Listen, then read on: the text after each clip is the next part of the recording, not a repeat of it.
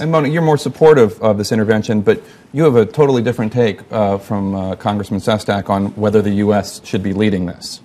Absolutely. First of all, I oppose the invasion of Iraq. I'm not a fan of foreign intervention, especially an intervention that involves the United States in such a primary role in a region where the United States has a terrible reputation of supporting dictators at the expense of their people's freedom and dignity.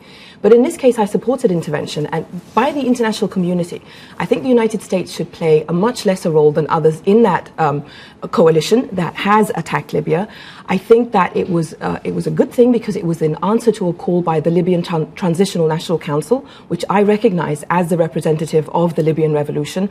And I think it's absolutely essential that the Libyan revolutionaries win, because what Gaddafi is doing is he's taken a lesson from the Tunisian and Egyptian revolutions, and he's trying to encourage other dictators in the region by saying, you slaughter your people and you cut this revolution, you nip the revolutionary spirit in the bud. We're seeing the revolution spread across the Middle East and North Africa. Syria, of all countries, essentially the North Korea of the Middle East, as many Syrians I know call it, is now rising up. It's absolutely essential that the people of the region gain their freedom and dignity from these brutal dictators, whether they are allies of Iran in the case of Syria or allies of the United States in the case of Bahrain, and as was Mubarak.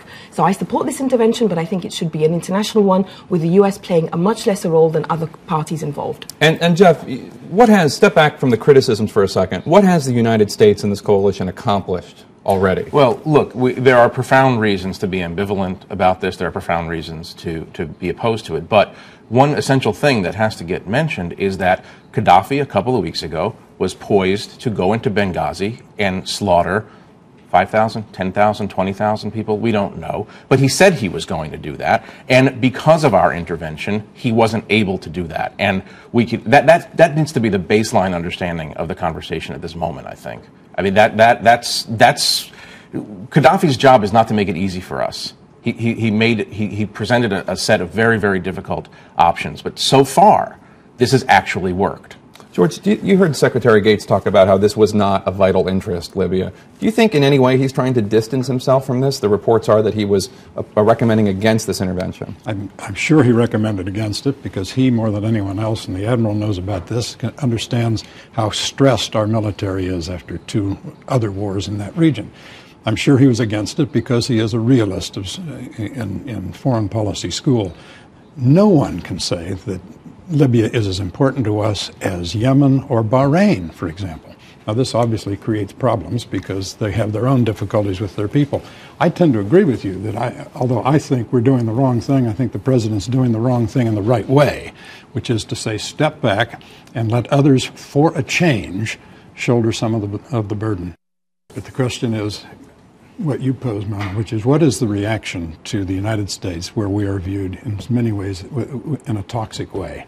And the answer is to step back. Well, what is the reaction? And we've seen the polling in the U.S. is not great on the intervention in Libya, but what are you hearing from the region? The Libyans obviously are relieved because it has helped end this or slow down this massacre by Gaddafi of his people. But what I think could help the U.S. position is to start talking about the non-military ways that the coalition can help the Libyans. Recognize the Transitional National Council as the representative of the Libyans. Help the Libyans figure out what will come after the military intervention. Because something will have to come. If we're talking about a vacuum, you must start helping them figure out the democracy or the freedom that they want to move ahead with, so that we're not left with a mess, so that they can build a country that Gaddafi intentionally never built for them, so that he remains the only person to lead it. But the problem is, to pick up on what Mona's saying, is that we don't even know if the Obama administration knows what it wants next for Libya. And that's the part that's making a lot of us who support this very queasy. There's no indication of how they want to remove Gaddafi. Obviously,